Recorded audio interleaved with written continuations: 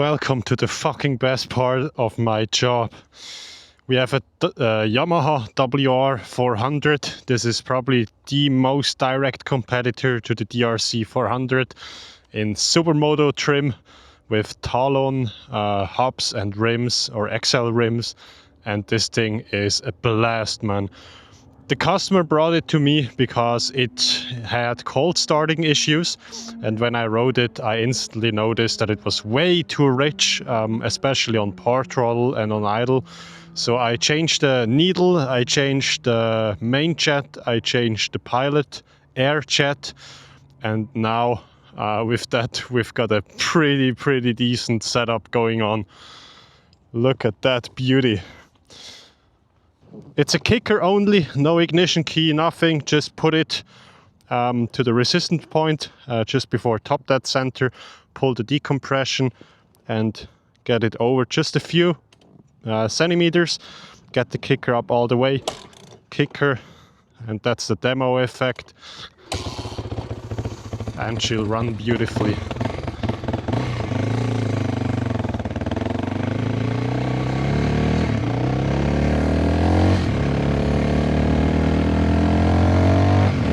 So the carb setup is quite sporty now. So there's also some popping to it. It's just normal diesel popping because the idle is set up right.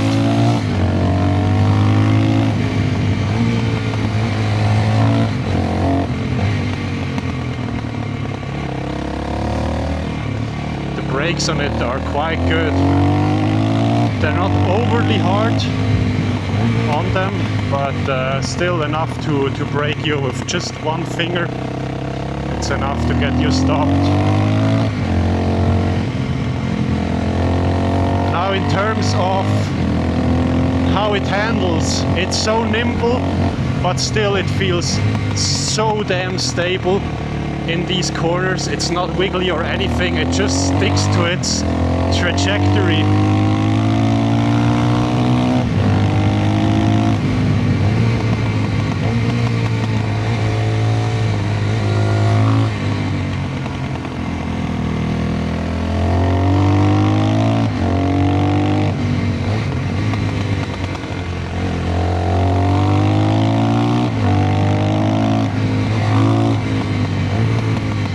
The carb is set up pretty much on point.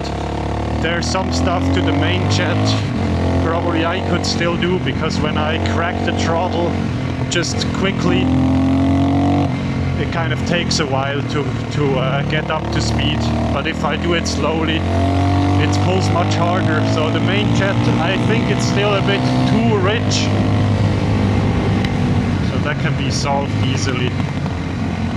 But other than that, like rolling off throttle and going on the throttle is so smooth with that needle.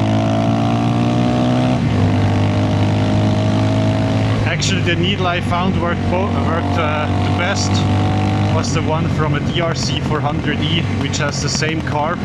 But on the DRC it's not that good, but on this one it's a blast.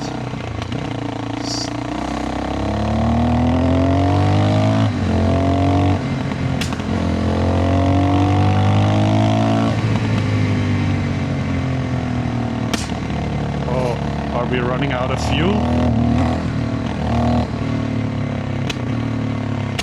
This bogging is something I've never had before. Now I'm not sure if it's because of the cooler air. No, it's definitely stuttering, so let's put it to reserve. Oh. There's no reserve. Oh damn! The fuel tank is empty and it doesn't have a reserve. Oh no! Oh no, that's so bad. Oh. Let's see what we can do here. Oh boy. Yeah, now of course I cannot start her anymore. Oh! No. Oh, forget it. Okay, what's plan B? Let's check if it's really empty. Yeah, of course, no fuel. I was thinking like why it's sputtering. So we found out WR400 has no reserve. Luckily, I'm just on the top of a hill. So I'm gonna use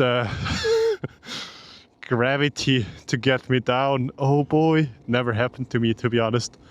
But that's gonna be a smooth ride. So yeah, what about the bike? Steering geometry is very good. It's less nimble than a DRC. The brakes are of course better since it has bigger brake rotors.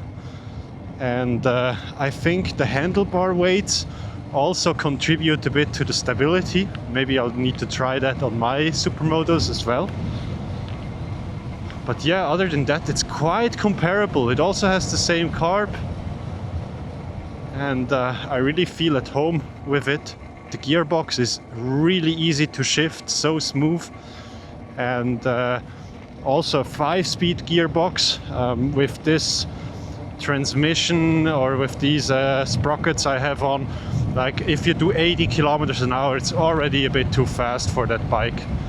But it still works. But I guess you could use some longer gearing for street riding, which would be optimal. A few moments later.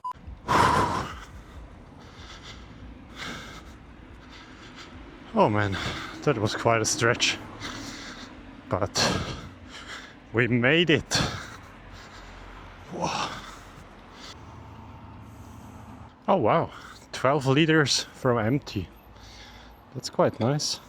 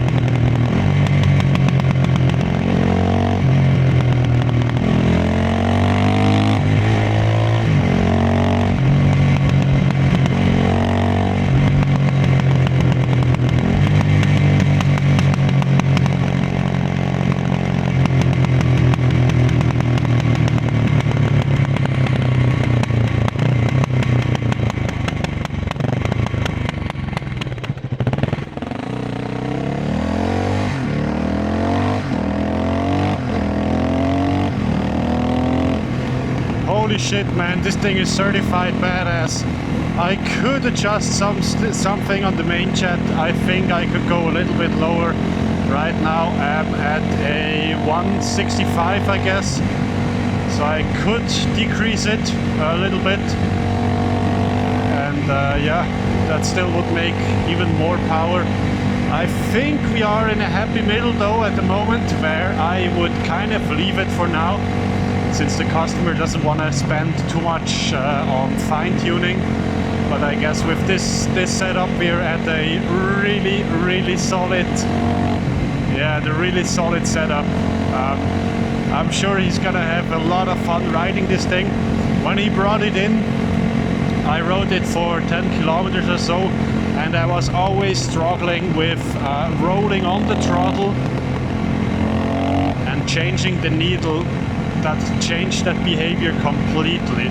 Like right now, that's so smooth, rolling off throttle and then on throttle again. She started popping now, which is a sign that it's getting a bit more on the lean side on idle. But that's not a problem because we have an accelerator pump here, so if you want to do a cold start, then you're just gonna twist the throttle a couple times, and you're gonna have some fuel squirted into the combustion chamber, and then you can also use the choke to get her started easily. So I guess that's set up as she rips and as she sounds. That's pretty much as good as you can get it for such a bike. If you want to cancel out the diesel popping, you could change the pilot jet size to do that. But in that case, we want to have it a bit sporty. It should gurgle a little bit, and yeah, that's pretty much what you can get out of these carbs. And with the flat slide, she instantly rolls on the throttle. It's just a beauty. Just a beauty. I hope you had fun. I had a blast riding that bike. I didn't have a blast pushing it to the gas station though, but now we learned this meter here isn't accurate, or it's not for what I thought it would be for. So yeah, better maybe open the fuel cap and check if there's anything inside, because there's also no reserve on that bike. Have a great weekend. I'll see you guys in the next one. Peace out.